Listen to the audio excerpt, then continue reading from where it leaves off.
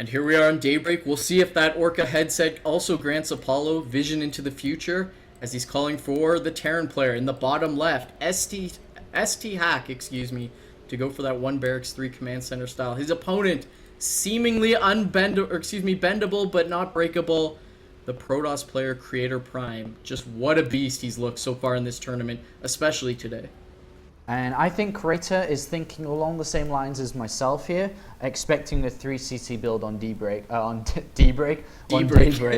like getting into the alphabet. I'm like, well, you know, he could go for the B line here and try something different. I'm like, well, I don't know. He needs to bring his A game here, chill. As I think that the 3cc build is going to be the best on Daybreak. And if Creator knows that, then I think he'll play normal, just, you know, expansion down, double forge Colossus, slowly take a third base. Maybe not so slow if he knows the third command center is coming, but that's a lot. That when players at this level play against each other, there's so many, you know, intelligent mind games going on of knowing what your opponent's going to do, like we just saw on Antigua Shipyard.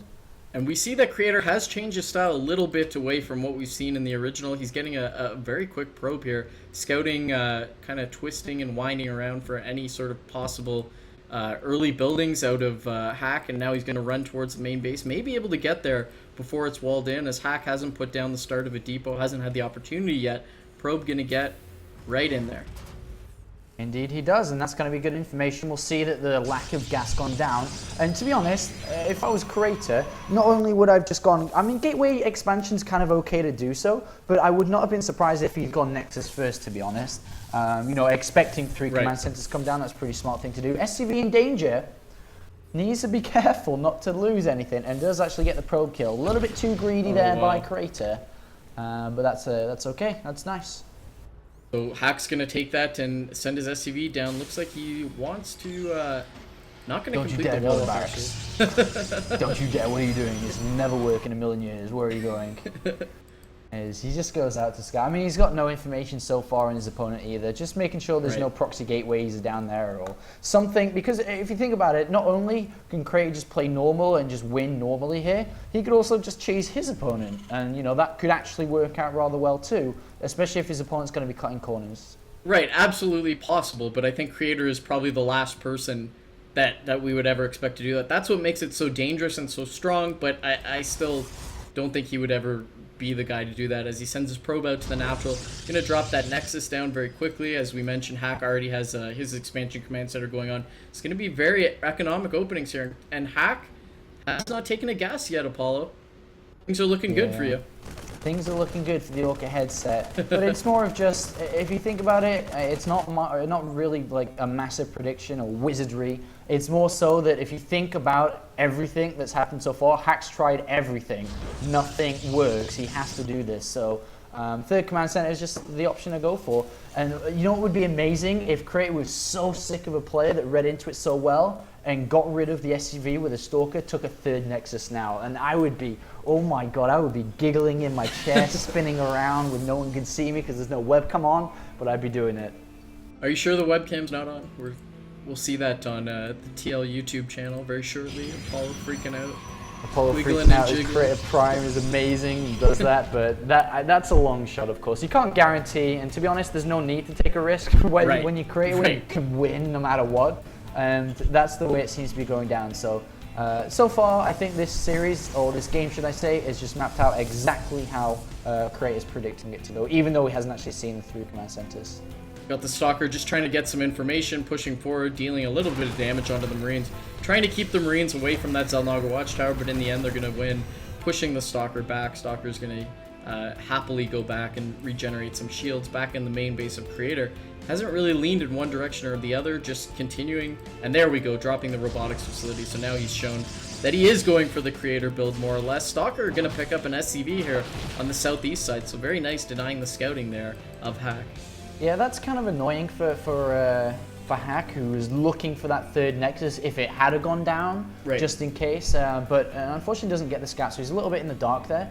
I love the way that Creator's delayed his gateways till 41 supply. That's really, really late. Usually, if you're under pressure, you get them down to like 26 supply, 28 supply. Normal timing's like 30, 32, but then he squeezed in basically 10 more probes, a lot more chrono boost, and has a great economy, and has now delayed them until a lot later on because he knows exactly what's going on. And even the Stalker placement, picking off that SCV, knowing that his opponent would be thinking about that, would be thinking about trying to scout that third Nexus down in. Creator is playing his opponent so well. It's just inside his head, and there's nothing Hack can do about it. Yeah, Hack following up very standardly here. He's getting stim packs. That's got quite a ways away, about 2 minutes remaining on that upgrade. Second and third barracks on the way. He's got the tech lab added on in the factory. Wants to get a siege tank out. He's actually getting siege mode as well before dropping a starport. So wants to play a little bit safely here in game number 4 before turning on the aggression. Creator, as you mentioned, going with the double forge, so playing very, very safely here, getting the observer out as well, so he'll be able to fly into the main base of Hack, see exactly what's going on there. And Hack is dropping barracks number 5 and 6, actually, completely foregoing the starport.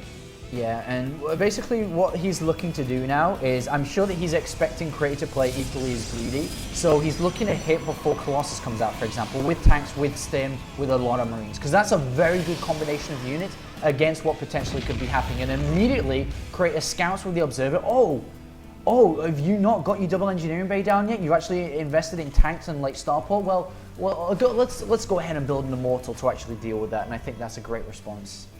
Yeah, I mean, if this game goes on into the late game, those upgrades are really going to pay dividends for Creator. He's got both upgrades, +1 attack and +1 armor on the way. ST Hack lifting up his third command center from the main base, going to float that off so he can get some mining potential at the third base. Meanwhile, at his natural, he's taken the one refinery, has not yet taken the second refinery. He's trying to support all 5 of these barracks. Looks like he's going to do a little swap here. He's done with tank production.